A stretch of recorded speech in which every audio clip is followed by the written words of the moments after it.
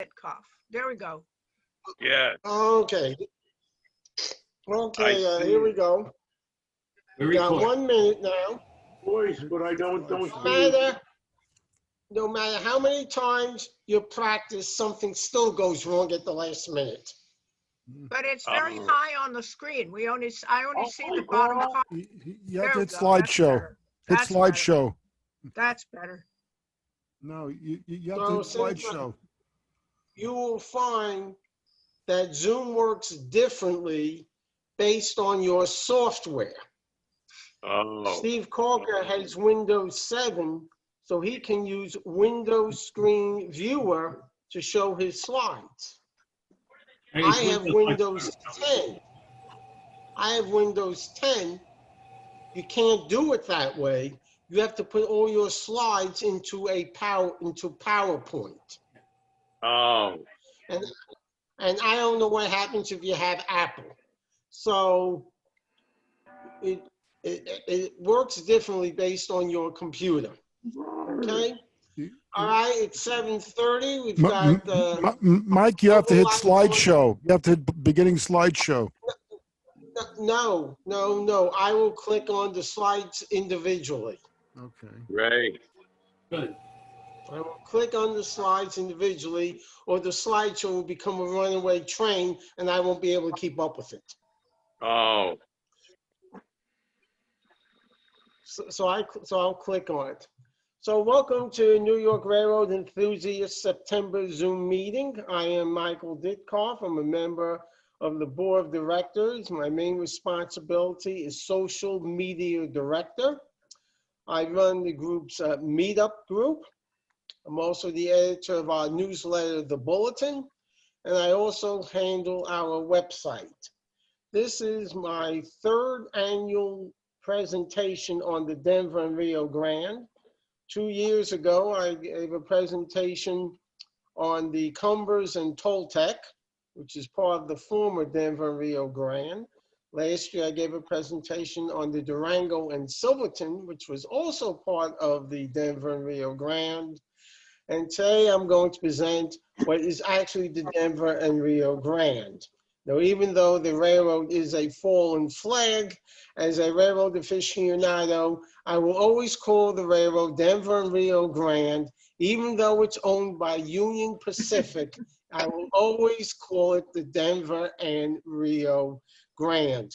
No differently, for those who are New Yorkers, I always call the RFK Bridge the Triborough.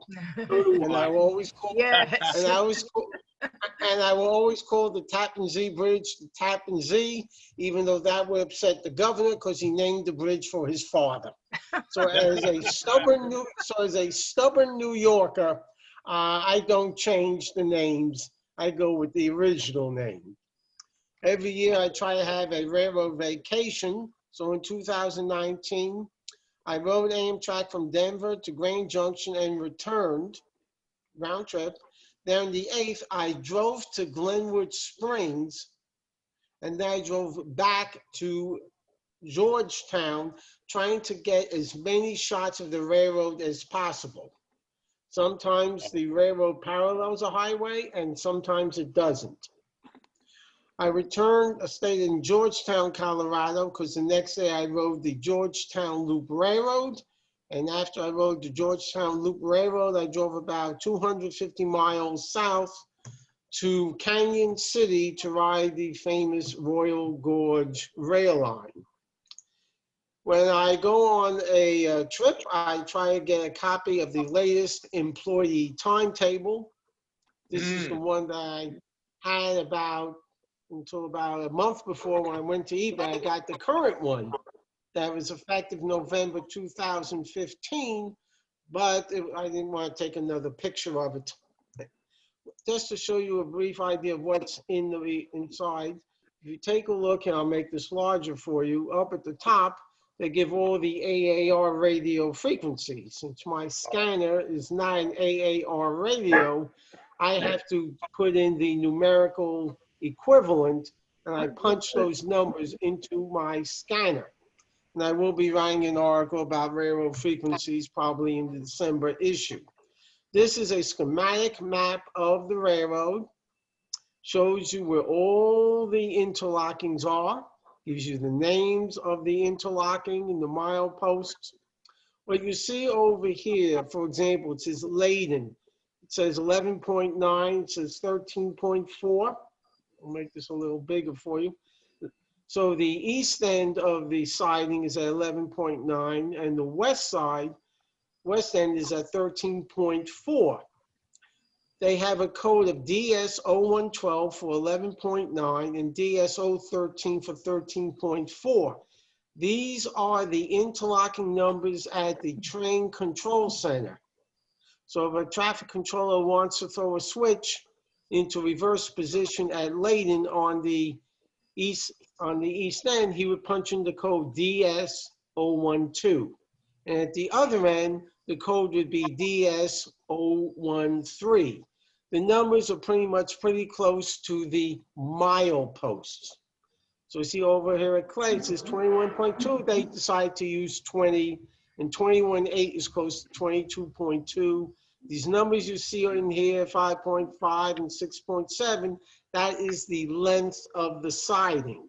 So you can see it's basically a single track railroad with a lot of passing sidings. This chart over here shows you the elevation. So it shows at Denver, it's roughly 50, and the maximum height is in the tunnel, in the Moffat Tunnel, between East Portal and Winter Park, where it goes up to about 9,000, here it is, you can see it's about 9,300 feet. So the distance from Denver to the tunnel is 50.2 miles. Of course, it's not in a straight line. So about 50 miles, you climb about 4,000 feet. Wow. Over here, this is the Glenwood Springs subdivision. The railroad splits at Bond, B-O-N-D, where part of the railroad goes up to Topanis, and the rest of the route goes out to Salt Lake City. The code that you saw in the other table for DS, that stands for Denver and Salt Lake, because before they had the plan to build the tunnel, they were going to go through the mountain through Rollins Pass. So DS stood for Denver and Salt Lake, because this is not part of the original Denver and Rio Grande. The original Denver and Rio Grande went south to Pueblo. And at Pueblo, it turned west or northwest and went up through Tennessee Pass up to Dotsero. So you can see here is Dotsero here, and you can see the number has changed. It says 156 and 342. Well, actually, Dotsero is 166.8 based on miles from Denver. So all these mileposts up to here are from Denver. The milepost beginning at Dotsero is from Pueblo. And again, you see over here the AAR frequencies. This one here, 5454, should be familiar to my friend Ken Byers, who is an Amtrak locomotive engineer. That's the number for that Amtrak uses in Zone 2. Between Washington and roughly Philadelphia. North of Philadelphia, they go to 6060, a different frequency. So you can see the mileposts. My plan was to go as far as Grand Junction, because the train was scheduled to arrive about 4 p.m. And I decided there's no reason to go on to Salt Lake because I would see absolutely nothing. So it made sense to go only as far as Grand Junction, overnight in Grand Junction, and come back the next day. That was the plan. Things did not necessarily go according to plan. This is the, nothing goes according to plan, according to Amtrak. This is the Burlington Northern BNSF timetable, because at one time, the Santa Fe built a line also from Denver to Southern Pacific, down to Pueblo. So these two lines were eventually called the joint line, where the Denver and Rio Grande operated trains in the south direction, and Santa Fe operated trains in the north direction. But now it's all controlled by Burlington Northern. And you can see over here, 20th Street is Union Station, and you can see Pueblo is all the way down here. And here you can see it says Canyon City. So part of this line, I think it'll be is, let's see, where is it? Where is it? Oh, I know it is. I know it's in the Union Pacific. See, it says main track not in service.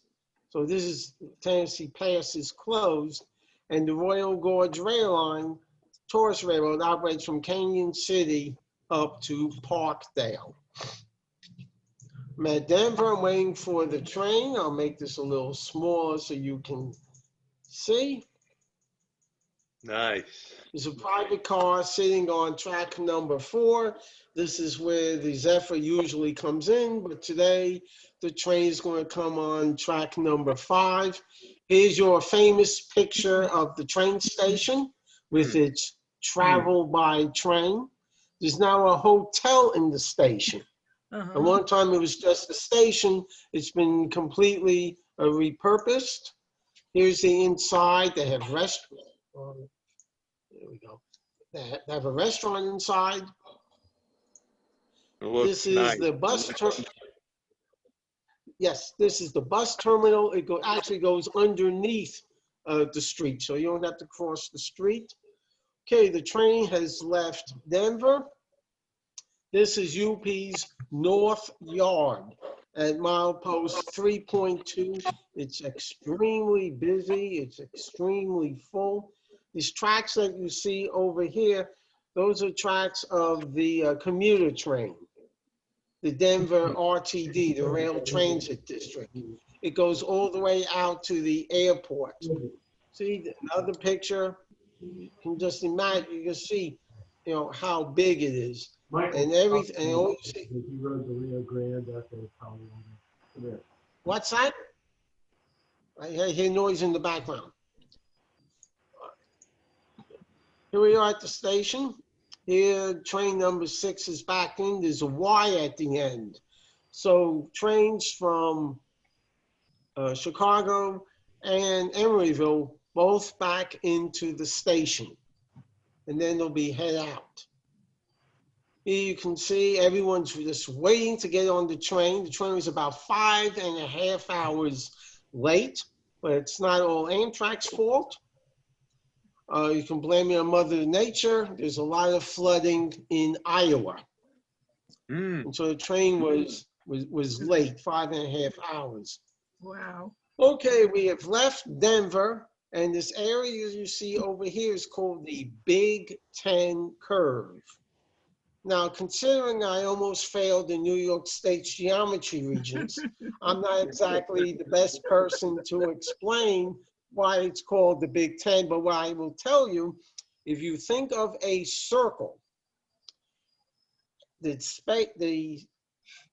space between 2 points on the circle is a curve. And the amount of the curve is called an arc. So the Big Ten curve is a 10-degree arc in a circle. So you can see the train is going to be going through switchbacks. It's going to go this way. It's going to go up here and up there. I'm looking out the window. I see 2 diesels. I see 3 baggage cars. And I'm saying, boy, those are strange looking baggage cars. Well, they're not really baggage cars. Somebody needs. Somebody, Steve, can you mute? Because You know what? I can't tell. I think I'll mute everybody but you. That would be good. That would be good. I don't know. It sounded like somebody was in pain. Everybody but you and me, Michael? What's Michael, that? can you hear me? It's Ken. Yes, Ken. So here we have 2. Here we have two dead AEM 7s. Oh. They're going out.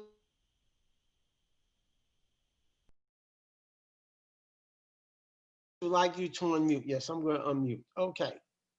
Wait a second. Control A. Okay. All right, I should be back. So they're going out to Caltrans because they're going to electrify the San Jose line. And so they decided to test these two motors since Amtrak doesn't use them anymore, because instead they have the ACS 64 Sprinters. So when you think of it, that there's only two diesels pulling a train of about 10 cars and two dead motors, all I can say is I hope they don't get a hernia, because we're going to be stuck out in the mountains waiting for help. Here you can see I'm in the last car of the train, so that's why I can see around to the front. So first it may look like you got 4 diesels. Now you only have 2 diesels.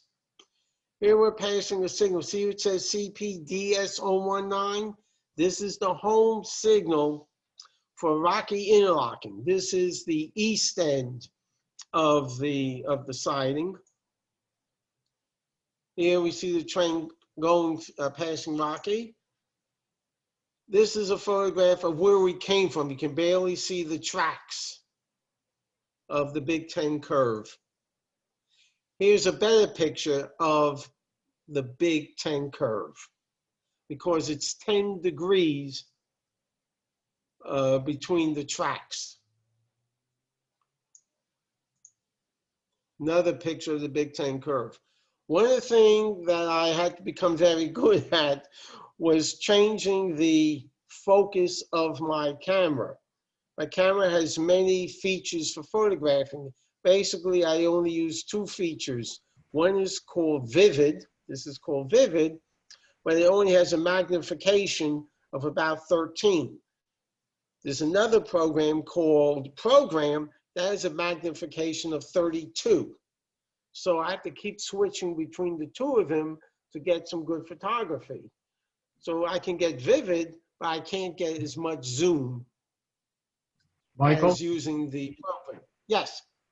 why don't you do this thing full screen and get rid of all that extraneous stuff on the side and the top? Okay. Let's see if I Look at can the figure bottom out how right corner. Right. It says bottom right. Okay, I'm in the bottom right. That says notes. That's All the way not down the it. bottom right. No, go lower than that. See those things there? Something down. No, keep going. Or maybe not. Maybe, I'm sorry. Maybe it's up there where you are. But something will give you a full screen. No, large. You're right. You're right. Wait a second. Wait a second. No, that didn't do it. All right, hold on. Okay, let's relax. Okay. Yeah, sharing the screen. Pause, remote control. In the brown part where More. it says VIEW view. It says, wait a second. It says remote control annotate. Oh, hold on. Where it says, I definitely don't want to leave because that'll make a mess. All right, hold on.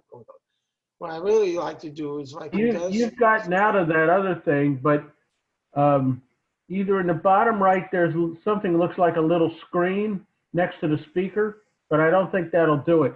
Actually, up in the brown area under Zephyr PowerPoint, there's View. Yeah, that should do it. Click on Where? Fit to window? Try Fit Window. No, that didn't work. Hold on. Normal outline. Okay, hold on. View. I know this could be annoying. Just leave it the way it was. All right. If I could get back there, I would. You know, this is like Amtrak. They don't back up except to run over somebody. Okay. Wait a second. Okay, that's fine. Okay. Look down in that row. See that scale down there at the bottom, and then there's Now, wait a minute. Go two to the right. To the right, yeah. Click on that. Okay. Okay, now let's see, can I go to the next picture? Yes. Okay, it seems to work. Okay. We're now crossing what I think is the Blue Mountain Road crossing, and there you see an even better picture Mm. of the superliners, baggage cars. Now we are climbing, so you can see those diesels are smoking. Here we are at DSO 25. This is plain interlocking, and you can see that we have made elevation. And here is the box that has the equipment for plane interlocking. See, CP for control point, DS, Denver, Salt Lake, and 025, roughly 25.5, roughly 25 miles from Denver. The actual mile post is 25.4. That's called an instrument house Instrument house, or bungalow. a bungalow. All right, we're coming out of one of the tunnels. It's difficult to, I'm shooting through the rear window of the coach. And when you take a picture out of the view liner, it's very difficult to eliminate glare. It's just, there's very, very difficult. I could not buy a ticket. They would not sell me a ticket to ride the engine. I bought a ticket to ride the engine on the Royal Gorge, the Leadville in Colorado, but Amtrak will not sell me a ticket. You know, even though it's June, there's still snow on the mountains. Here we are at Tabernash. Tabernash is after Fraser. This is the eastbound Zephyr. This is number 6. This is where we had our meet today. Wherever the two trains meet, it changes every day because somebody's late. Fortunately, we had to wait about 20 minutes for the train. You can see they got one baggage. These all superliners. That is the dining car. This is not the view line, the sightseer.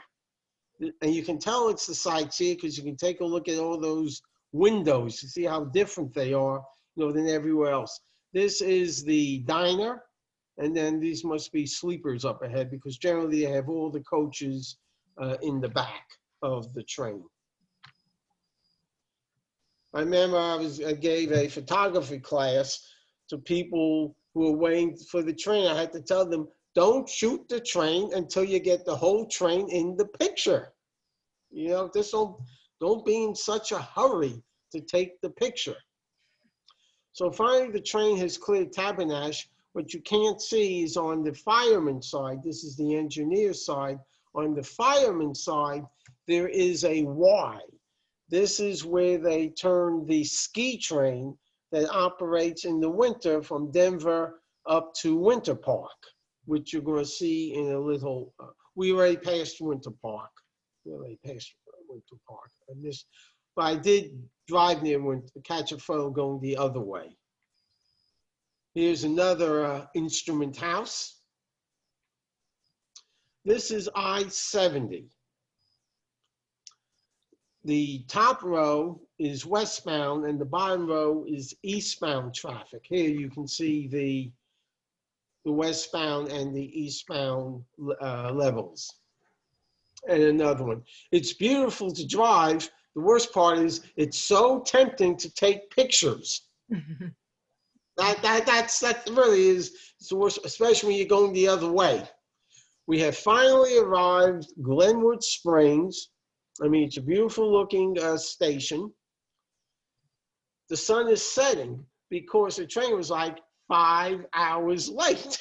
So I could not get as much as I had thought, as I had wished. The next day, the next morning, in a short story, I went to my hotel and found out it was out of business.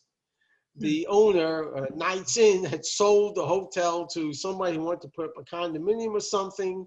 They never told me that the hotel was closing. I thought I wouldn't get my money back. I'm thinking, where am I going to spend the night? Fortunately, a woman drove up who used to work there and explained the situation to me. I said, well, do you think maybe I can sleep in the police station without committing a crime? So I went to find a hotel, a vintage hotel, which means no private bath, no air conditioning, but at least I had a place to spend the night. So the next day, the train is 3 hours late. So I have a lot of time to go walking through the town. This is the current Amtrak station at Grande Junction. The ticket agent was kind enough to check my bag through to Denver and hold on to my day grip so I could visit the town and not be encumbered. This is the old Amtrak station. Sign over here, it says, we're not here anymore. So I just decided to just do a lot of walking.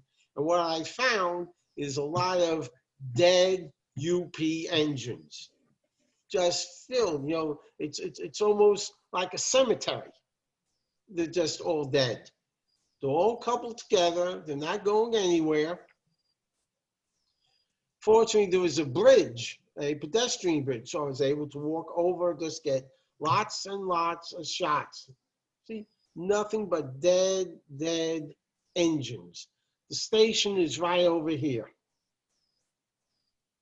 And this is Grande Junction Yard. Another picture of the dead engines. In fact, I should have known that they were dead engines because all the engines have their wings.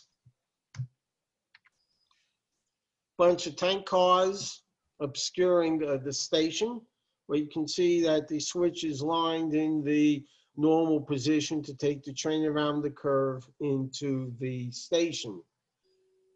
Strange as it may sound, found two Burlington Northern engines. Don't know where they were going. I was just walking around town. I figured, take a picture. That's one thing when you go out visiting, you just take pictures and then you figure out later, do you want to keep it? By the time you figure it out, do you want to keep it or not? You've lost so much time. Again, just filled with dead engines. All of them have the flag. They've got wings, but they're not flying anywhere. I have no idea how many engines there are, but they're all dead. A collection, it's like a burial yard. All right, this is looking west. This is heading towards Salt Lake. I went to lunch in a restaurant because the train was not scheduled to arrive until about 1:30. And I figured they would stop serving lunch when I wanted to eat. This is Puffer Belly Restaurant. It's located near the station. They have cars all over the top rack, Railroadiana. See, all just Railroadiana. Now, this is from the National Association of Railroad Passengers. If you get really good at using it, they actually give you a timesheet of your train. So you can see I already left an hour late, but by the time it got to Denver, see, it's 5 hours late. For those not familiar with the Hours of Service Act, no railroad employee, operating employee that is, can be on duty for more than 12 consecutive hours. Well, you'll notice that the train is scheduled in at 7:15 and out at 8:05. Well, the crew call time is 7:05, 1 hour before departure. But because the train is 5 hours late, if the crew shows up on time, they will run out of 12 hours before they get to Grande Junction, which is their relief point. So Mandy, the assistant conductor, told me that the crew dispatcher called her at 3 a.m. to tell her to go back to sleep, not show up at 7:15, instead show up like at 12:30. This is what is called as setting the report time back. So when the crew goes on duty, they will still have 12 hours to get the train to Grand Junction, because if they run out of time, the train stops and the relief crew has to come out to take the train the rest of the way to Grand Junction. And considering this is a mountain railroad where it can be difficult to get to the train, they will set the time back. But there was an assistant conductor they did not get to in time, so he actually reported to work on time at 7:15. So instead, they told him to get a room at the Crawford Hotel, which is inside the station, and stay there until 12 o'clock. The key is he has to be off at least 4 consecutive hours to stop that 12-hour clock from ticking. This is what is called in the railroad industry as interim release. Amtrak does that on some of the Northeast Corridor trains, where an engineer may report to work at 6:30, get to New York, or maybe 10:30, but doesn't have a train back until 3:30, so he has to get an interim relief of 4 hours. Otherwise, the engineer would run out of time. This is the next day.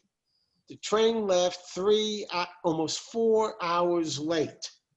Well, there's a story behind it. My train left Denver 5.5 hours late. Well, the day before, the train arrived 10 hours late, and it arrived Emeryville 12 hours late. So instead of arriving Emeryville at about 4:30 at night, 4:30 in the afternoon, it arrived about 4:30 in the morning. Where you can see it's supposed to leave at 9:10.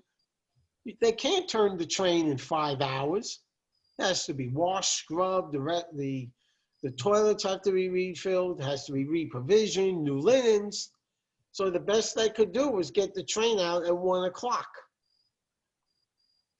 which was 4 hours late. And you can see all the way up through Green River to stop before Grand Junction, it was pretty much on time. It did make up 20 minutes, but it did not fall further behind schedule. That night, we were due to, oh, I'm sorry. There we go. We're supposed to arrive Denver at, where is it? Oh, next day, here we go. We're supposed to arrive Denver, all right. Guess it's not in the picture. Supposed to arrive Denver at about 8 o'clock, about 6 o'clock. We didn't get until 9 o'clock. The train was just so late. Okay, I'm just walking around, just taking in the natural beauty, just taking pictures of all the mountains. It's very picturesque. It's really beautiful. You don't get views like this on the East Coast. It's just wonderful to seeing nature's beauty. I'm on the train, I'm heading east. We've left Grand Junction. Again, it's difficult taking a picture because of the glare, but I'm going to do the best that I can. Passing some maintenance of way equipment. Here we see the 2 diesels pulling like hell. Here we are in Glenwood Canyon. Here we see again the eastbound traffic and the westbound traffic. Here's a better picture of it because I'm now using the Vivid lens. This is that program lens. That's a difference in the pictures. So I decided to stay with Vivid as best I could. Again, trying to get rid of the glare is a problem. I-70 again. Michael, Yes. the other thing at the bottom is old US 40. Yes. Yes, yes, I had forgotten that because I did take 40 for part of the route. Was that old, Because I was hoping, that dome monument that used to be out there somewhere, that kind of G scale size model of a dome car in the area where the dome was conceived by the General Motors engineer who rode the cab of a locomotive and said, people need to see this view. That was right along US 40 in kind of a pullover. oh, well, I mean, I did know about the GM engineer who came up with that idea because I just read a book on the Denver and Rio Grande, Yeah. but I would prefer to ride the engine instead. Well, that's the story. This guy was, a GM engineer, was riding the cab and he thought, people need to be able to see this view. And he conceived of the dome car. And Yes. And of course, you know about dome cars, but they had this thing on a stone pedestal for years. And it's now, or well, at least the last time I was at the Colorado Railroad Museum, which is probably 30 years ago, it's now there. But it was kind of a thing to point out or demonstrate how the dome was conceived and where it was conceived. Well, I probably have a picture of it because we're going to get to the museum if everybody's still awake. We're going into Shoshone Tunnel. There's also an interlocking here. This is the east end of the interlocking for Shoshone Tunnel. Here we go on the other side of the tunnel. Again, I'm just taking pictures. The only reason I took this picture because Mandy got on the PA and said there were eagles. I have no idea where they are, but I figured I'll take the picture anyway. I don't know if anybody saw there were eagles, but I have no idea where they are. Just, oh, they're in the trees. I'm thinking, yeah, okay. I still don't see them. Okay, here we go again. I'm in the sightseer car, which is towards the middle of the train, right behind the diner. Again, snow-capped mountains. You can see it's getting dark, and after a while, you know, this is Winter Park. And the reason I tell it's Winter Park, you can see over here, this is where the ski train stops, and here are the chalets that take you up to the top of the mountain. After the train dumps its passengers, it goes west out to Tabernash, where it will turn on the Y, and it will sit there, or it will come back to Winter Park where there is a siding. It all depends how much traffic there is on the railroad and if the railroad can only operate with only one track. But this is a bad sign because there's nobody here. That's a bad omen. Okay, this is the next day. I have rented the car. I'm going to drive around Denver, drive out to Glenwood Springs, and parallel the railroad as much as I can to take pictures. And I did take Route 40 because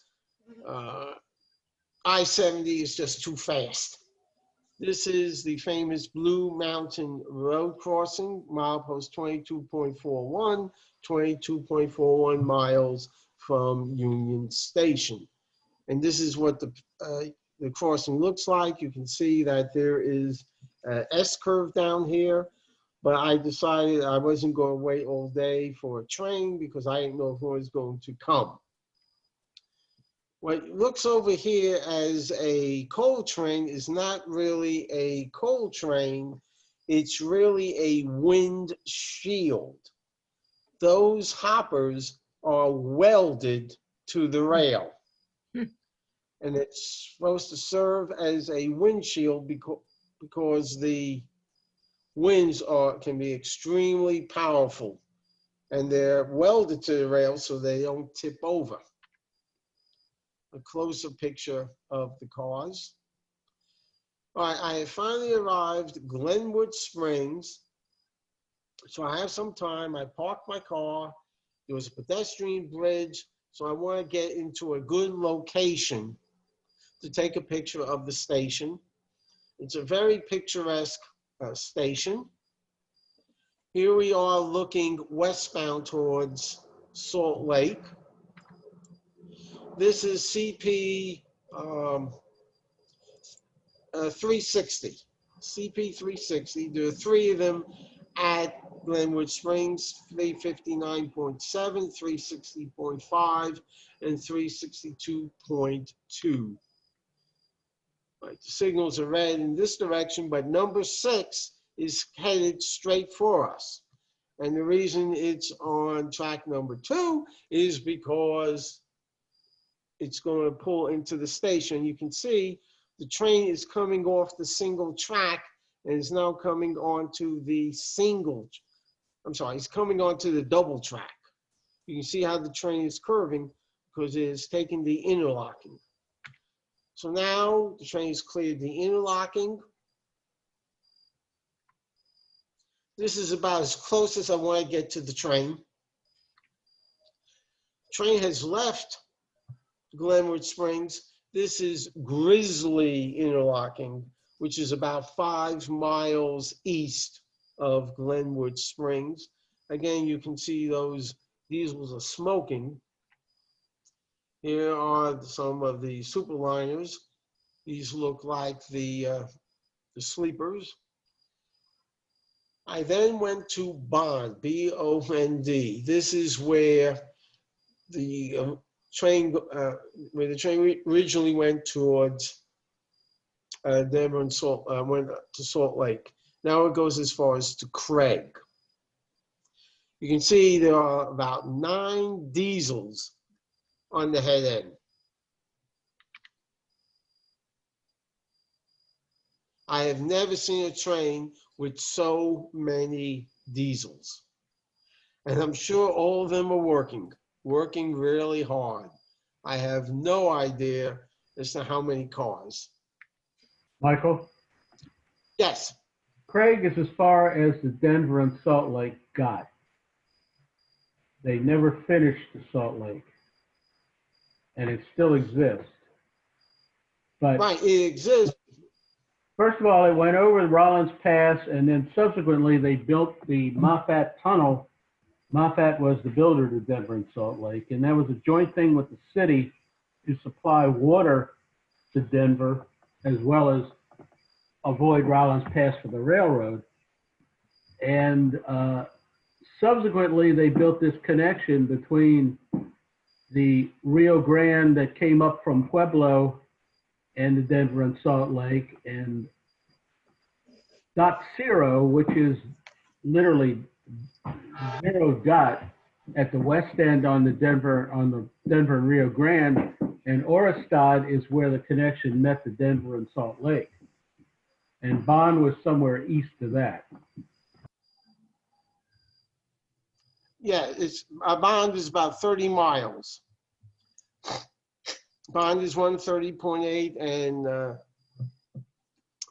Yeah, but Craig, as far as the Denver and 166.8. Salt Lake ever went, and it still goes there. I think it's still an active railroad. Oh, yeah, oh, yes, it is. Oh, yes, it is. Okay. Okay, why isn't this advanced? Okay, here we go. Okay. These tracks up here go to Greg. These are the tracks that are going to continue to Dot Zero and on to Grand Junction.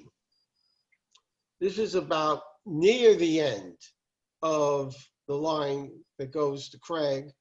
See DS for Denver, Salt Lake, 153 miles from Denver. And then it says, it gives you what is called the DOT number. I guess all the grade crossings have some type of DOT number, and there's a telephone number. Like if a truck gets stuck on the track, there's a phone number they can call that supposedly goes to the Rail Traffic Command Center, where they can say, there's a truck stuck on your track, so they can stop the train in time. And here you can see the switch. It goes from double to single at this point. And this is looking westward towards Craig. All right, I catch up to the train at Granby. Here you can see the two diesels, the baggage, and the sleepers on the front. The speed limit through here is 60. So the train is really moving. It's moving quite fast. But the speed limit through the Big Ten curve is about 40 because of all the switchbacks. But on the straightaways, the top speed can go up to 60. The only reason I took this picture is so you can see what it's like building a railroad on the ledge of a cliff. It's really something magnificent to see how they're able to do this with pickaxes and dynamite. They didn't have, modern equipment. At Granby, it says siding because they labeled the tracks. One is siding and the other one is called Main. That's M-A-I-N. This is Granby Station. No ticket agent. Amtrak has very few stations that have ticket agents. This is looking east. The next stop will be Fraser. The funny thing is the train used to stop at Winter Park, but the train no longer stops at Winter Park. It stops at Fraser. But if you say you're going to Fraser, your ticket will read Winter Park and your baggage check will read WIP for Winter Park. Here we are at, let's see, I can't quite, well, let's see, I've lost my Zoom capability, but this is 63. This must be Fraser interlocking, the east end of Fraser interlocking. There's a better picture of the train. There's a better picture. I was able to catch up to the train only because there was police activity. Train was stopped and the police drove up and they're going to take somebody off the train for whatever reason. So you can see I had a chance to catch up. There's a limit to how fast I will drive. I refuse to drive faster than 90. Okay, you can see the signal is clear for the train to proceed on the double track and to go into a single track up ahead. Here you can see a sign about the Moffat. I'll give you a minute to just read it. I can't see anything. It just says Zoom. It just, you don't see. Lost the picture. Did anybody else lose it? It just says Zoom. Uh-oh. But you were seeing pictures before. Oh, yes. I've got the picture. No, I don't have the picture. Now it says Zoom, but now it's blue colored. No, I see clearly Moffat Tunnel, Rocky I Mountain. see Moffat Tunnel, a Rocky Mountain reality. Yes. Now, this was Moffat's vision, but he died before the tunnel was built.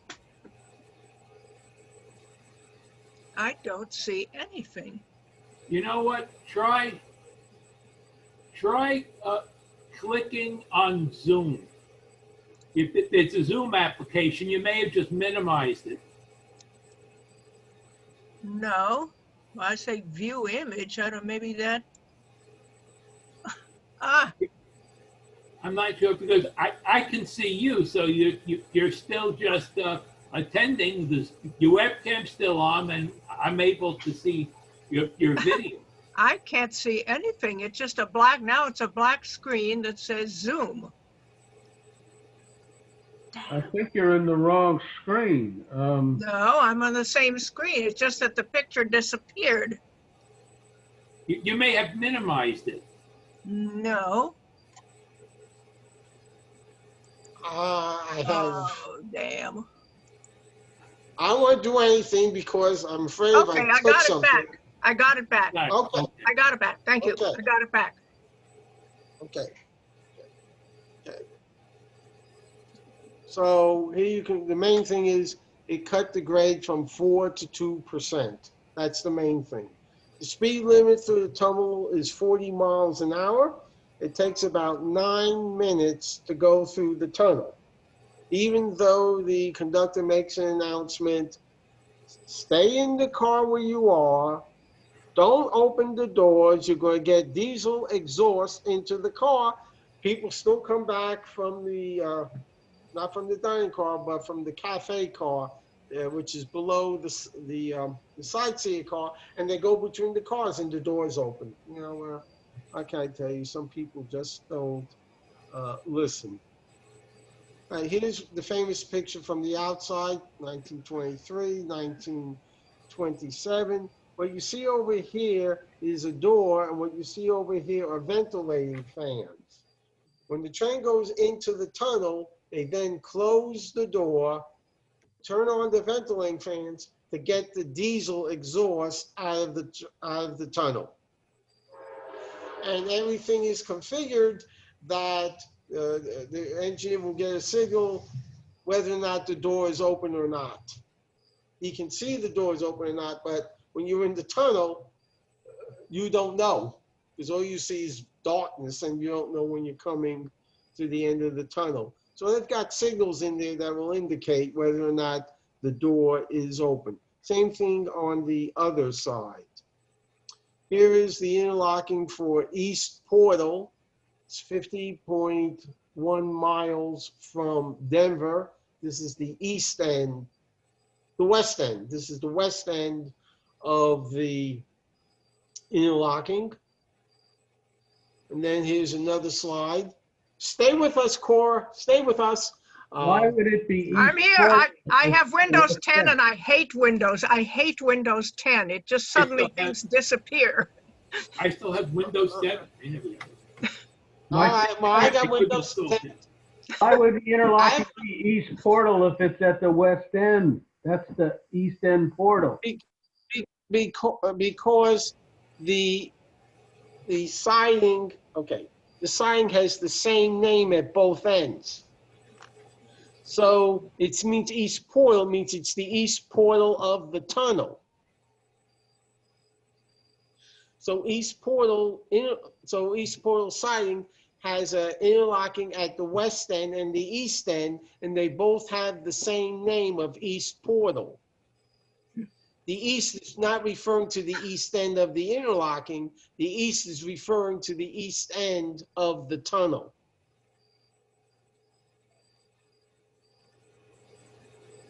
Okay.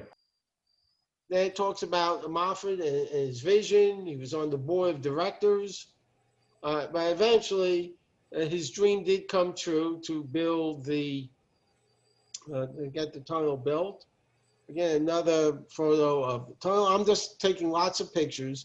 The only reason I took this picture, for those who don't know how high rail equipment works, there's a flange in the front, a flange in the back, but the tires provide the propulsion. Because if you put rubber tires on tracks, they're going to fall off. It's the flange that keeps the vehicle on the track. Well, let me explain that this is what happens when you have a tread width of the tires that is wider than the rail. If you had like a pickup truck, the tread width is, through modified wheels, is made to be the same as the rail width. And so a pickup truck would ride on its own tires on the rail with those high rail wheels as kind of guide wheels. But in this case, you've got a big piece of equipment that has a wider tread width that is far wider than the track width, rail width, let's say, space between the rails, which is why you have those sort of spiral gear things that would engage the tires for propulsion.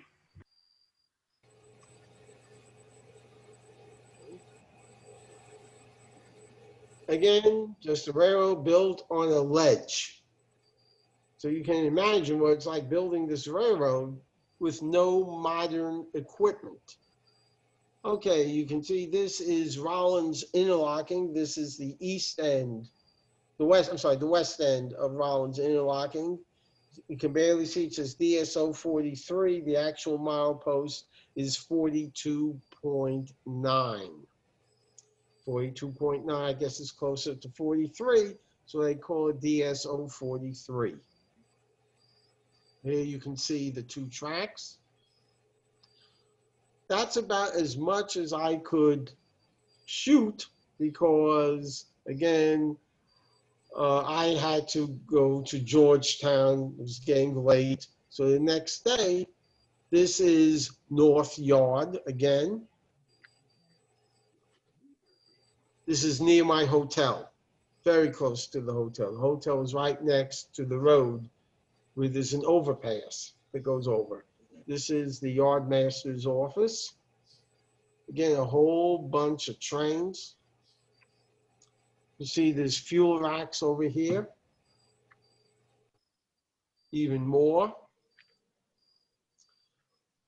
Picture's not too good. Well, it's good for close, but not so good for distance. And it's tremendous. That North Yard is tremendous. It's 3.2 miles from Union Station. And these are the tracks that head towards Union Station.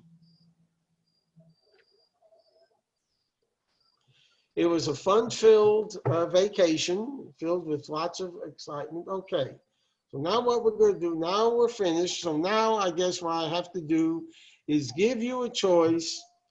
Do you want to take a short break?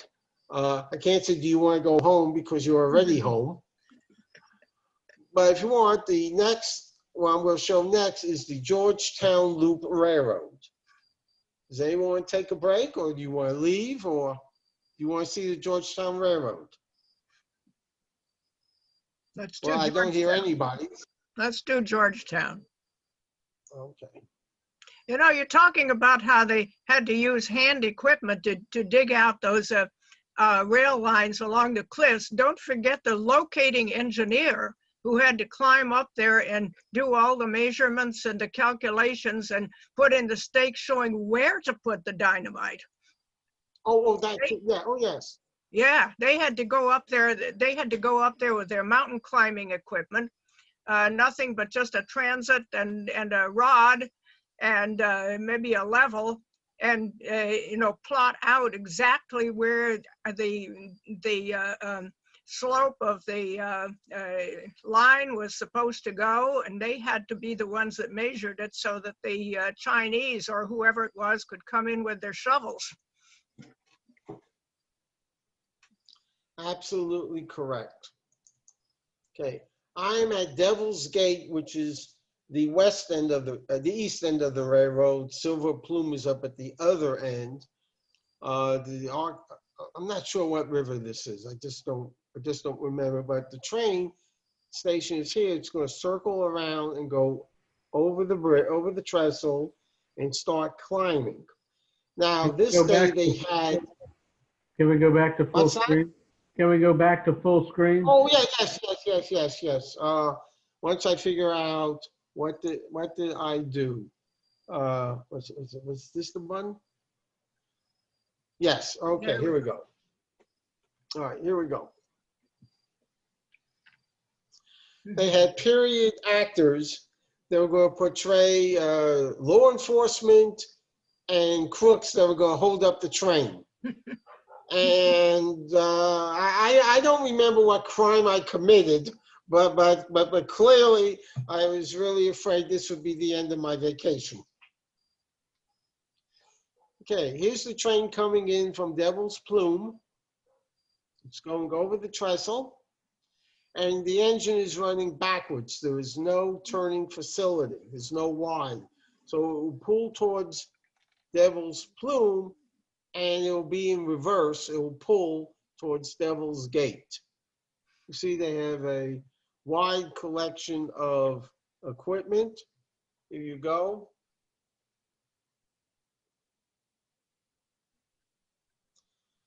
I rode this train, I think, in 1978. And when I decided to go back to Colorado, I decided to do it. when I rode the Cumberland, Toltec, and Leadville in Colorado, there was not enough time for me to ride the Georgetown Loop.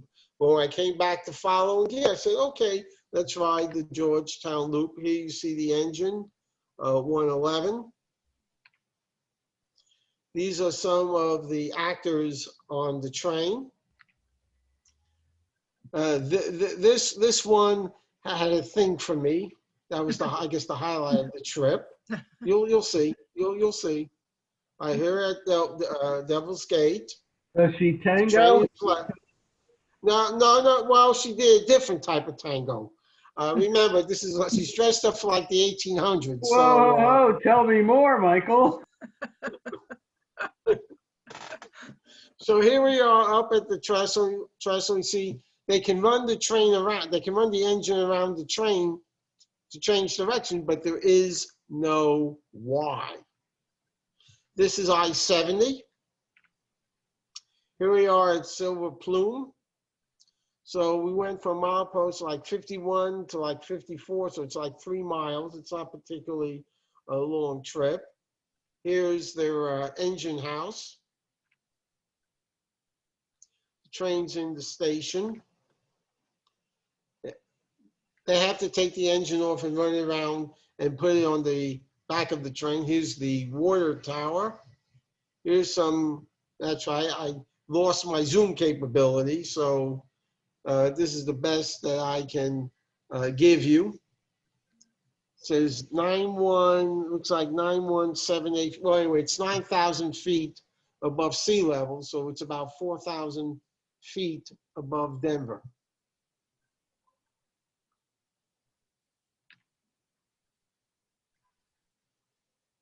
They're just waiting for everyone to get on. Now the engine is going in reverse, pulling the train down the mountain. There's that trestle again. Georgetown Loop Railroad. It's a rickety ride, so it's a little difficult to hold the camera steady. A beautiful picture of the water. They also have mine tours. When I took a mine tour in '78, there was no reason to do it again. Plus, I had to drive like 250 miles to Canyon City, so I really didn't want to spend the time again going through the mine. Here, the engineer is what's called blowing down the engine. Sometimes it's called a boiler wash, to wash out all the sediment in the boiler. Of course, they have to do it when nobody's around. This is clearing the cylinder cocks. But it's flowing the condensed water and sediment out. Again, picture of the river. There's lots of pictures of the river. Here we come to a tunnel. It says 52, milepost 52.3, whereas Silver Plume was 53.9. So you can see it's not a long distance, but the train goes relatively slowly. And now the bandits, the crooks have showed up. They're now going to hold up the train. That's what, see? So I told you, she had a thing for me, and then 10 minutes later, she held me up. I tell you. As a sucker born every minute. Absolutely. Thank goodness she didn't know where I kept my car keys. Okay, here again, train's backing up. It's pulling the train over the trestle. There you can see the station and the tracks. The tracks continue a little more for the train to go into a siding to change direction, go to the other end. We're still pulling. And here is a map. Shows you we went here, and then we looped around. We went up. There's that mine tour. They only stop at the mines on the way back. And you can get on the train at Silver Plume or Devil's Gate. It really makes no difference. And you can see there's a difference of elevation of 500 feet. Okay, that takes care of, okay, now we will go to the Royal Gorge. Royal Gorge operated over Tennessee Pass. Okay, here I am at Canyon City. I paid an extra $50, I think it was 50, 70. It didn't make any difference what it was. It was worth it. I rode the engine. What about full screen? Oh, yes, full screen. Hold it. Okay. Now, I learned something very interesting. I used to see in employee timetables the initials DTSF. I never really understood what it meant. You might know that in some cities, fire engines have a device where they can force a traffic signal to be green in their direction. Well, that's what DTSF is. The engineer pushes buttons that create a tone. And when the signal gets the tone, it will change to clear because there is no train dispatcher. The engineer dispatches himself. Before it'd be one train that tracks anyway. So the only way to get that green signal, the clear signal, is he has a dial pad and he punches a code that's a dial tone. And that will cause the signal to come up. And you can see over here, you can barely see, it says Canyon City. So, I mean, it's a very nice ride. It's the Arkansas River. You see the letter G. Okay, G stands for grade. And this applies to all railroads. G means that if a freight train comes up to a signal that's red, normally the train has to stop. But because of the G for grade, the freight train is able to run the red signal as though restricted was displayed. Okay, G for grade, because on some railroads, it'd be difficult to stop and then get started. Sometimes at signals, you see the letter D. That D stands for delay. There was, I don't know if famous is the correct word, but there's an accident, a head-on collision in Maryland, where a MARC commuter train ran a red signal at Georgetown Junction, which is right outside Washington, milepost 8.3, and crashed head-on into the Capital Limited that had just come out of Washington. The train had a clear, what they think happened, the signal for Kensington is before the station, and then the engineer didn't remember really what the signal was. So the idea of that D is that if you have to stop in the station and you pass the signal, you have to treat that signal as restricted until you get to the next signal, unless you're in cab signal territory where you will follow the cab signal. So if the cab signal is clear, you will operate the train at normal authorized speed. That letter D is one of the outcomes of the national. Michael, what? It's got nothing to do with cab signals. It's when you don't have cab signals. It's called, the D is for delayed in block. And it is just a reminder to think about what you had on that last signal before you take off.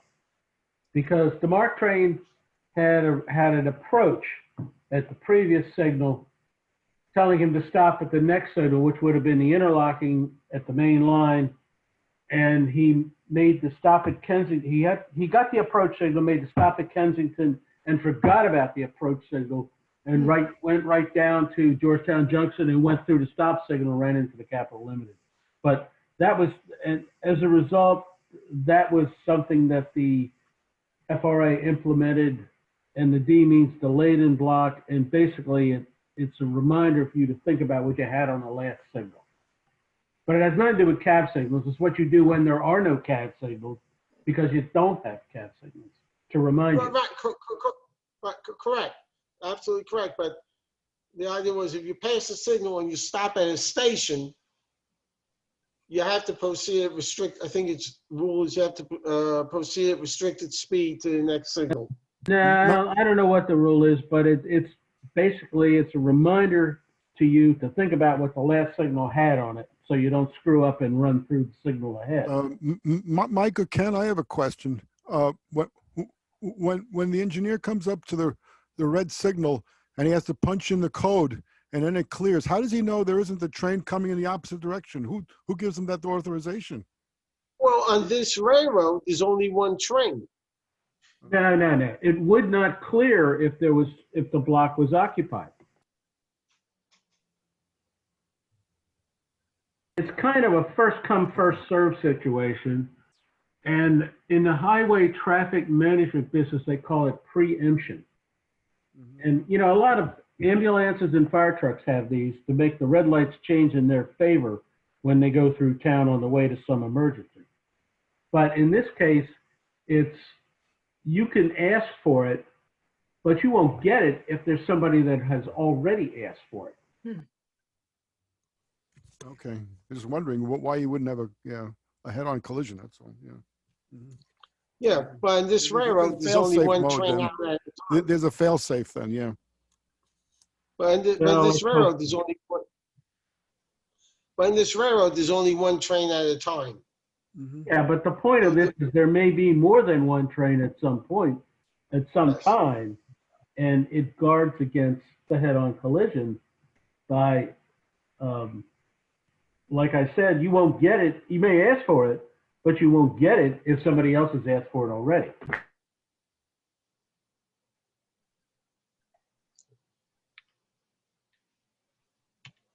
Okay, why isn't this advancing?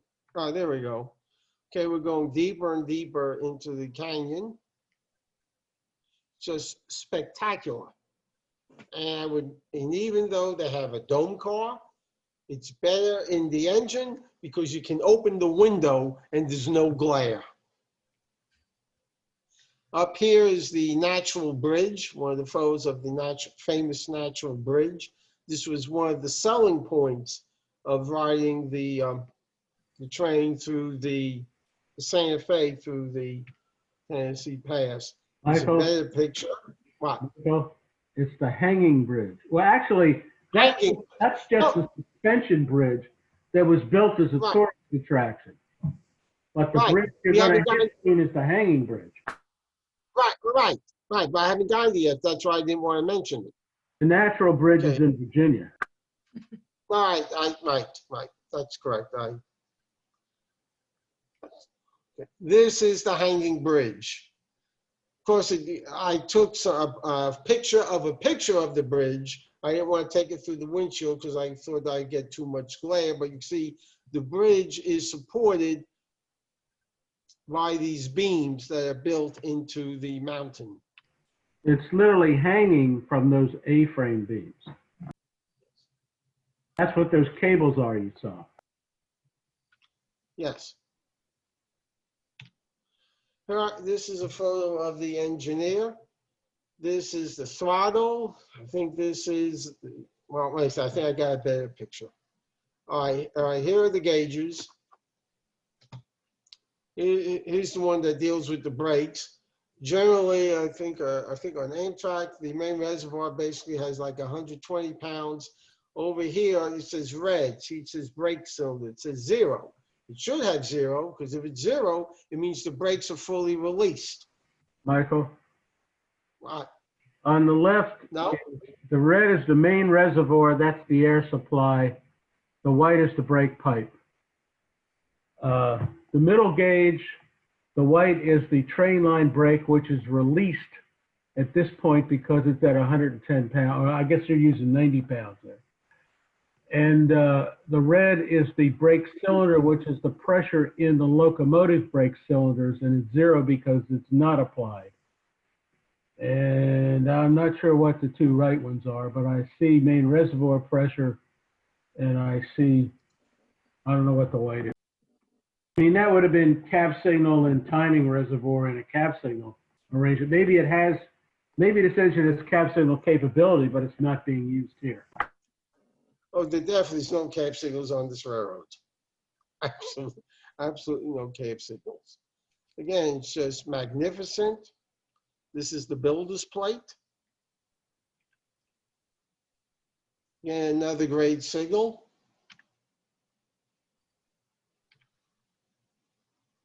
We're getting near the end. This is the end of Tennessee Pass. The rest of the railroad is out of service. She says CPRG. RG, it will be 171, because Parkdale's about 170 point something. So here it says RG, which stands for Royal Gorge. But the train coming out of Denver going to the Moffett Tunnel, its code is DS. When the tracks come together at at Dot Zero, they continue with the RG numbering system, which I is why would you suggest saw. the RG means Rio Grande, not Royal Gorge. No, the And Amtrak. the mileage is from Denver, probably. Oh yeah, yes, it's miles from Denver. But the reason I know it's Royal Gorge is because I asked the engineer, and he told me it stood for Royal Gorge. Yeah, well, that's the engineer. That's not the engineering department. If it continues RG all the way past Orestad to Salt Lake, they're talking about the Denver and Rio Grande Railroad, not the Royal Gorge, because the Royal Gorge is only a small segment of this railroad, and the engineer on this train is not an expert on the engineering of the railroad. Okay. All right, now here's a better picture. That's the radio. That's his coffee. That's the whistle. This is the brake. That looks like the reverser for forward and reverse. No, that looks like the reverse. I guess that's the throttle. Yeah, I'm really happy. Really, really happy. Yeah, he actually let me blow the horn. So this is the station. This is the station at Canyon City. This is a picture of the hanging bridge. How could a station in Canyon City have a Santa Fe logo on it? Because, well, the Santa Fe, let's see. I'm not too sure, but I know that the Denver and Rio Grande built to Pueblo and then built west. Right, but it could be Pueblo or somewhere south of there, but there's no Santa Fe Railroad up the Royal Gorge. Never was. That's correct. That's correct. This is what the hanging bridge looks like. This is a photo of a photo. So you get a better idea as to what the bridge looks like. Here I'm on the pilot of the engine. They did not take this whole train. I took the first train of the day. They only took about 7 cars. It's in the afternoon when they get more people, they'll take the whole train. There's a diesel at the other end. So when they take the morning train, there's no diesel on the other end. So the conductor has to stand on the back and give the instructions to the engineer. Looks like they're checking the brakes. Wait a second. Okay, that's the last one.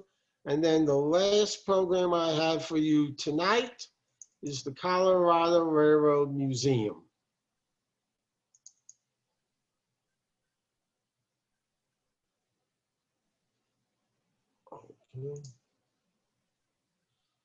Okay. Here we are. Oh, that's right. I gotta go back to full screen. Okay. Here we go. See, it's close to Golden. That's where Coors Beer is located.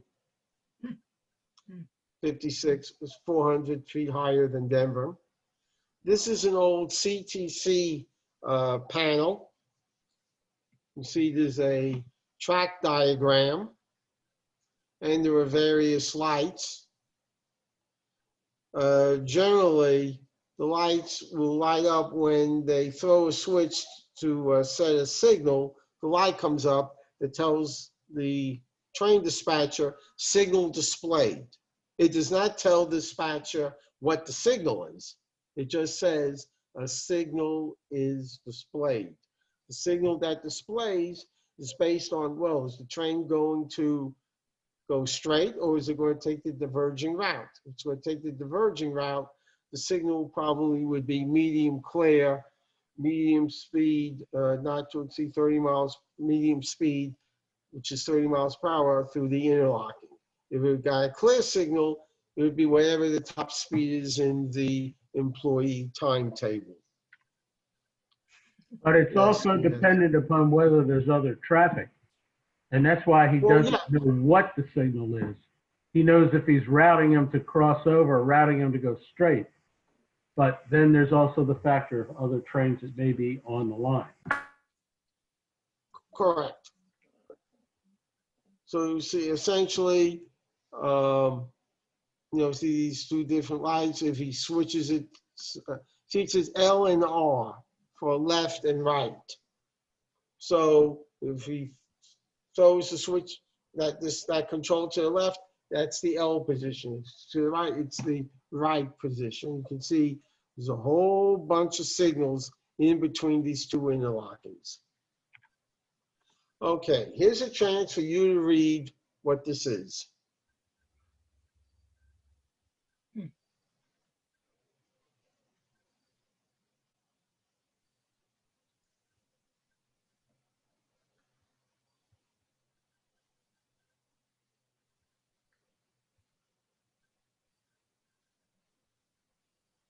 All right. Picture of a steam locomotive, the cutaway, so as to speak. It explains how it works. They have a lot of diagrams. I just decided to just take pictures of the diagrams.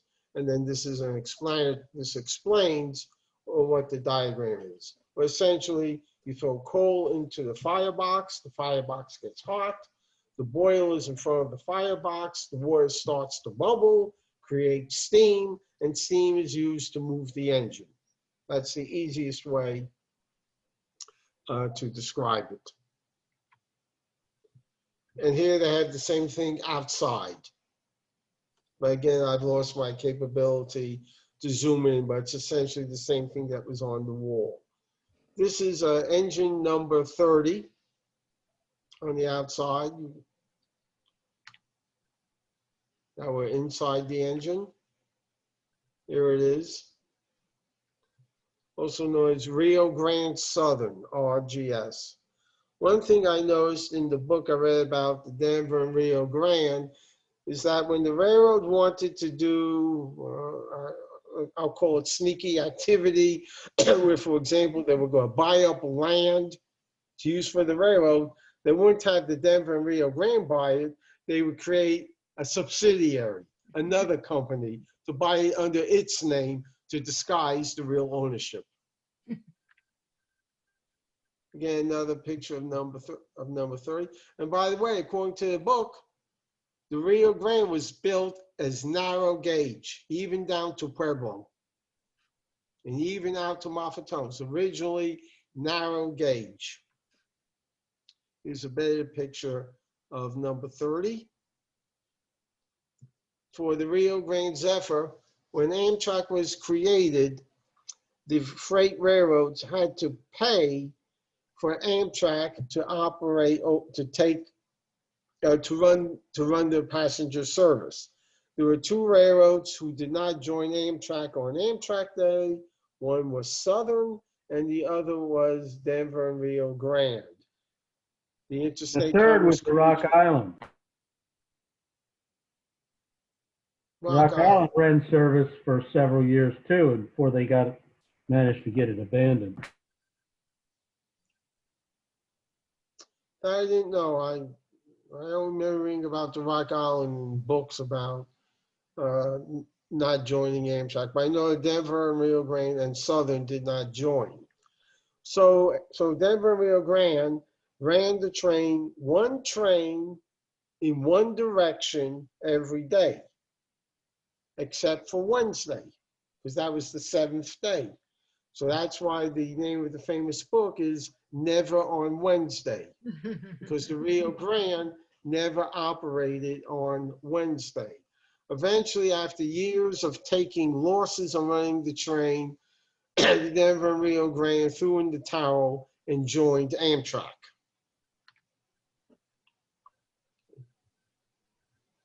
These are some coaches. Restroom, coach number, there's a coach, Union Pacific Railroad, built by Pullman.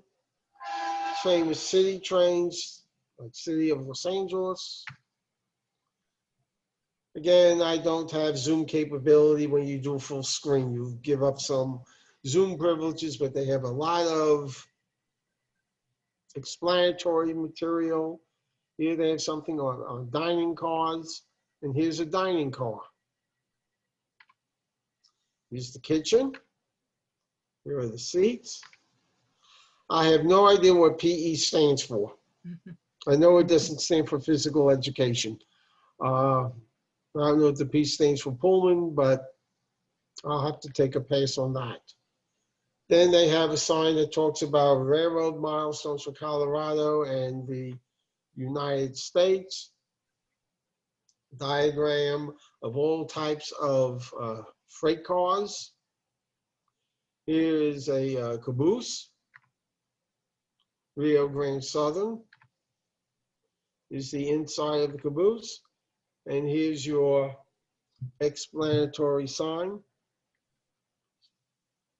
Museum had to pay for it. Wonder how much they had to pay.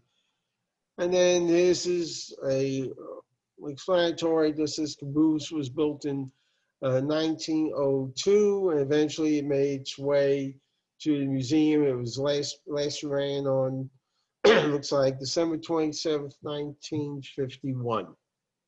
So it was in service for a real long time. Here they have information about the caboose.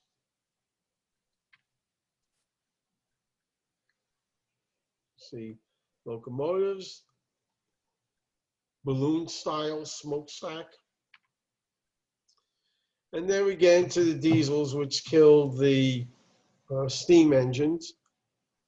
This is, famous pictures of Denver and Rio Grande colors. I do have a photo of 5771, which is a F unit. Here they talk about passenger trains and comfort and different types of tank cars. You take cattle. I forget who it was, the president of the C&O, I think, what's his name, Robert Young, said that a pig can go from California to New York without changing trains, but you can't. A hog can cross America, but you can't. Yeah. Maintenance of way equipment. The galloping geese, which is basically like a truck on freight wheels, on flanges.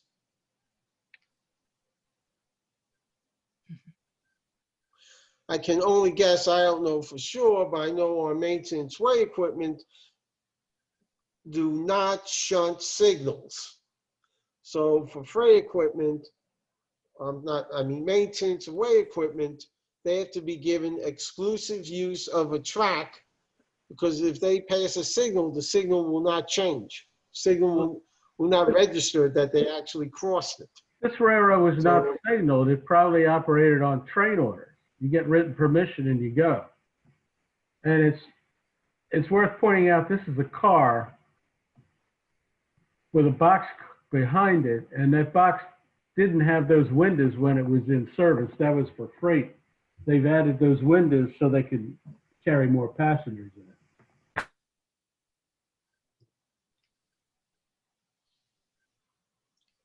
Got some crazy names of stops. Lizard Head. Well, that's a rock formation that, I don't know, it doesn't look like a lizard to me, but it's kind of it almost looks like an obelisk, but it's a scenic spot on the Rio Grande Southern. Here we have my famous engine. You can see, I love taking pictures to really understand an engine. You have to understand, well, this is the main driving rod, then there are side rods that turn the other wheels. So it really takes time to really understand, you know, how a steam engine works, besides understanding about boiling water, things like that. Like, This is those the are the Burlington tanks. 05B, which after dieselization did a number of trips out of Chicago. I guess that would have been the early 60s. And it's been, I'm not sure this is the one. There are more than one 05B around, but they did a whole series of it with this, and there was a 282 that was Burlington that's ended up on that Grand Canyon Railway.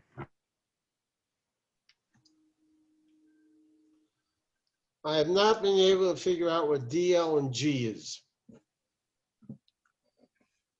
I just It's tried Denver, to use Google.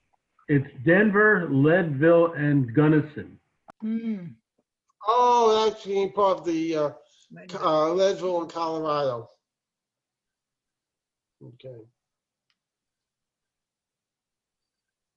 Well, out of Colorado and Southern, which was a branch of the Burlington, had a narrow gauge line that went to Leadville, but that was not this Right. one. Although it may have been, this was a predecessor that became part of the CNS. I really don't know. It was really part of, I think, it was Leadville in Colorado, came out of Denver and South Park. Denver and South Park was a different railroad. It was standard Yeah, gauge, I think. Oh, yeah, yes, but I'm saying that Denver and South Park eventually became part of Leadville in Colorado. Oh, I went the wrong way. There we go. Semaphore, you don't really see semaphores anymore.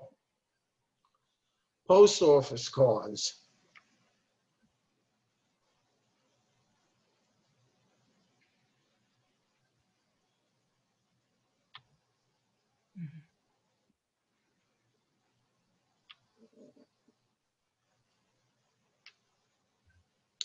And they have business cars. So you will spend hours here. You will spend hours here. And this was my last full day because the next day I flew home. The C stands for Coors. Okay? Coors Beer, which is in Golden, which is just a few miles west of the museum. Let's see. This looks like this looks like, no, what's this? Yeah, this looks like the throttle. No, this would be the throttle. This would be the reverser. That looks like the independent brake. That's the fan. That upper lever is a dynamic brake. Oh, dynamic. Okay. That's right. That's right. Okay, so this must be, all right. So this one's the dynamic. This is the throttle. I guess that's the reverser then? Yes. I guess over here would be the brake. That's the independent brake. Independent brake. Don't quite see the train line brake. Oh, who knows? It could But been removed. that plate, it's lost in the reflection, but that plate you see attached to the control stand, that's the kind of the backboard that these different valves are mounted upon.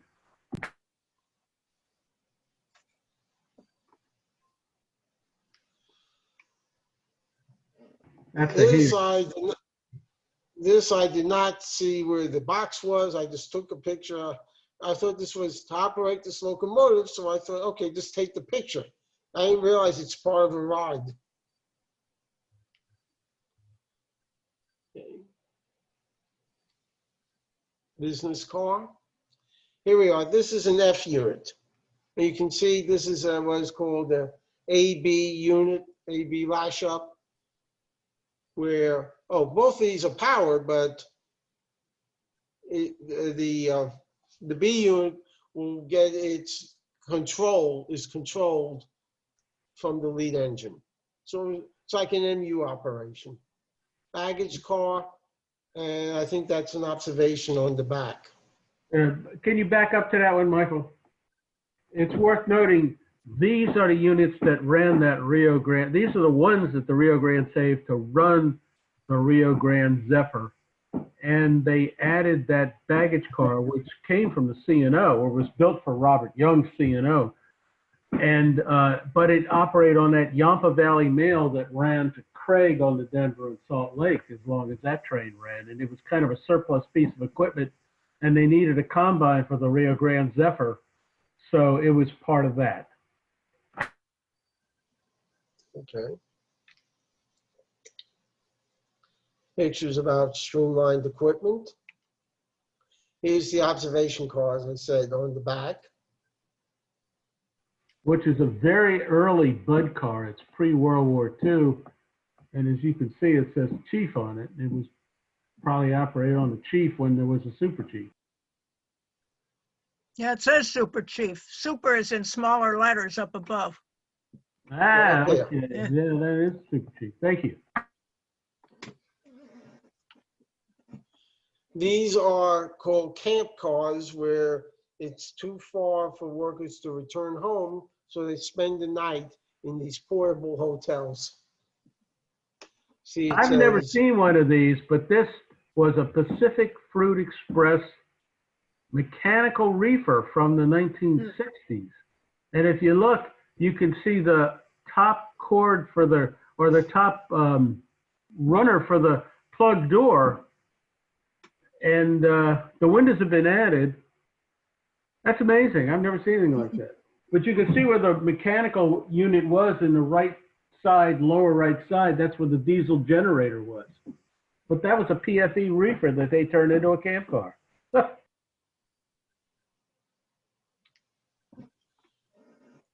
Here's a diagram of the different types of wheel arrangements and their names.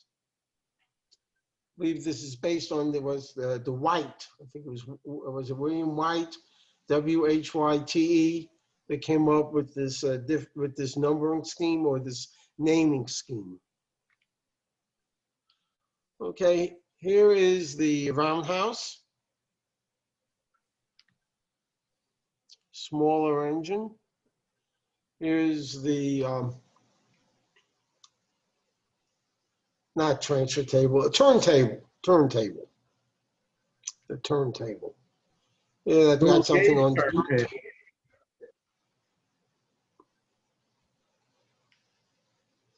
Right here, they have information on the turntable.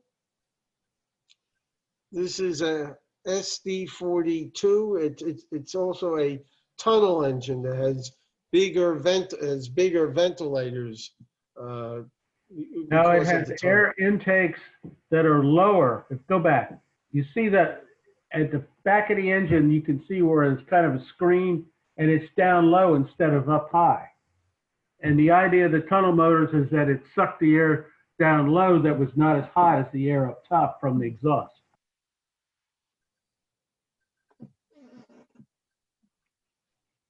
See, it's SD40-2. Picture of the roundhouse. Description of the roundhouse. This is a snow plow. It's a rotary snow plow. And that is it. And I'm going to check. That concludes tonight's program, because we've gone through everything I said we were going to do. The Zephyr, Georgetown Loop, Royal Gorge, and the Colorado Railroad Museum. So I hope you have enjoyed this, because if not, I'm sure I'm going to get complaints in the morning from the president. It was really good. Thank you very much. Yes, it was really good. Yeah.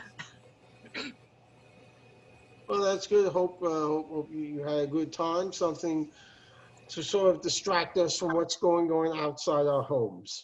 Yes. Thank you, Mike. Very good. Okay, thank you, sir. Thank you, Michael. Sorry to keep jumping in, but I'm just trying to help. Oh, it's okay. It's okay. It's okay. I'm not upset. By the way, I Michael. like your hat. Oh, no, I still have it, but you see, I'm just looking at the PowerPoint. I'm not looking at the people. So let's see, now I really do. And Wait a second. you might as well just get out of, Oh, I know, wait a second, stop share. right, yes. There we go. Now you see. That's right. Here we go. That's as Okay, close as well, I want to get. I hope you enjoyed yourselves this evening. I'll unmute myself. Yes. One second. All right, so until next time. Well, the October meeting. Yes, the October meeting, yes. Okay, I'll be presenting that one. That'll be coast to coast, just conventions and personal trips in the US and Canada, going back over the years, even some decades. That was a good show. We're looking Well, forward you to can it. all read about- I said, you'll we're read looking about forward to it. Yes, good. Okay. Yeah. You'll be reading about it in the bulletin, which will come out next week. Yeah. I'm looking forward to it. The snow's out in a few days. What's that? Mike, I'll What did you- have the president's notes out in a few days. Okay, then I need a few days to put everything together. Good. Well, glad you able to came, and it's nice to see I actually even remember some of your faces. Because